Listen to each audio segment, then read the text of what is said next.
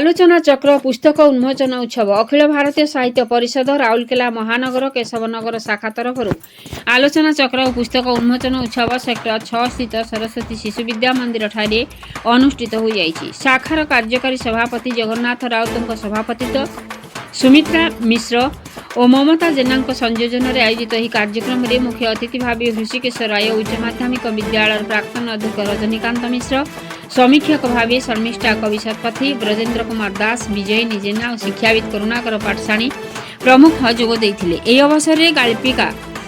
पुष्पाराणी पटेल गल्प संकलन शून्य फर्दर पूर्ण कथा को अतिथि मान उन्मोचन करथिले। मुख्य अतिथि और समीक्षक माने पुस्तक संपर्क में मत रखी कहले जे गाल्पिका गल्पगुड़िक बेस मार्मिक और शब्द चयन अति सुंदर। गल्प माध्यम रे गुरु और शिष्य मध्य थिबा संपर्क,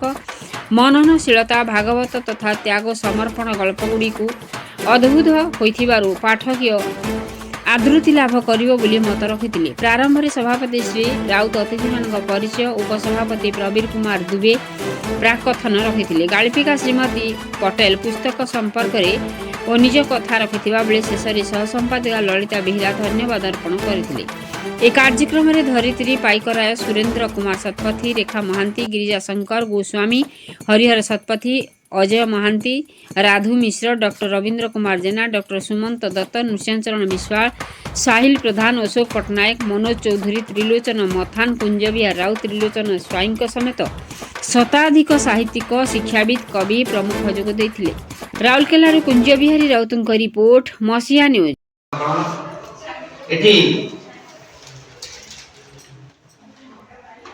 गोटे मानस मंथन निश्चित होती से अनुभव कर गाल्पिका व्यक्तिगत अनुभव को निश्चित रखी चतुर्पार्श्व संगठित घटनावली को युक्त करेंगे, संयुक्त करेंगे। राग द्वेष प्रेम विश्वास थी शून्य फर्द गुड़िक अदृश्य पूर्ण करुवा धारणा सृष्टि कर प्रकार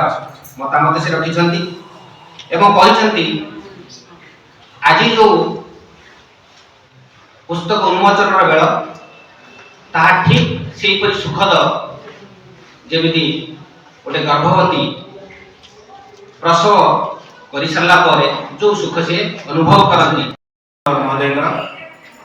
ये अवसर से शुभकामना जन गाल्पिका पुष्पाराणी पटेल मैडम को से कहते शून्य फर्द शीर्षक गोटे ठिकना चिठी भली भाव दौची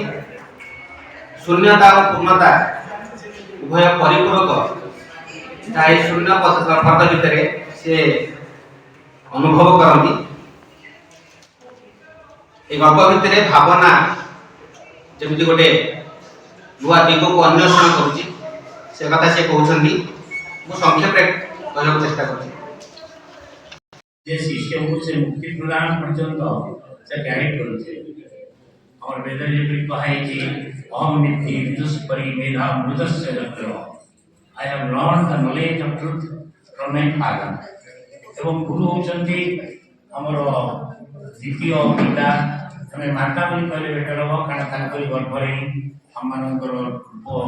प्रकृत रूप प्रकाश पाए हमर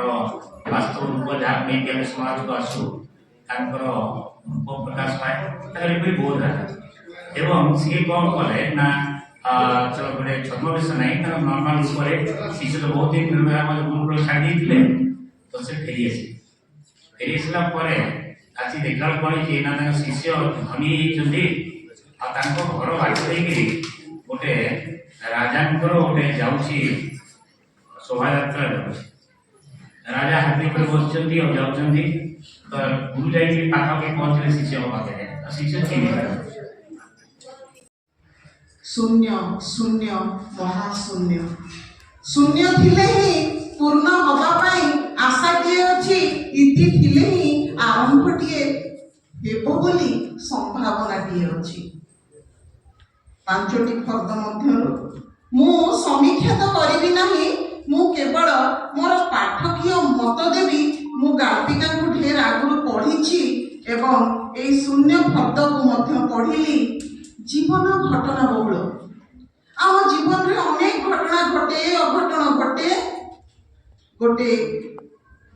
ସର୍ଜନ ଶିଳ୍ପୀ ସେ ଘଟଣାକୁ କଏଦ କରେ ତାକୁ ତାର ଅକ୍ଷର ତୁଳିକାରେ କାଗଜ ଉପରେ ସଜେଇ ଦିଏ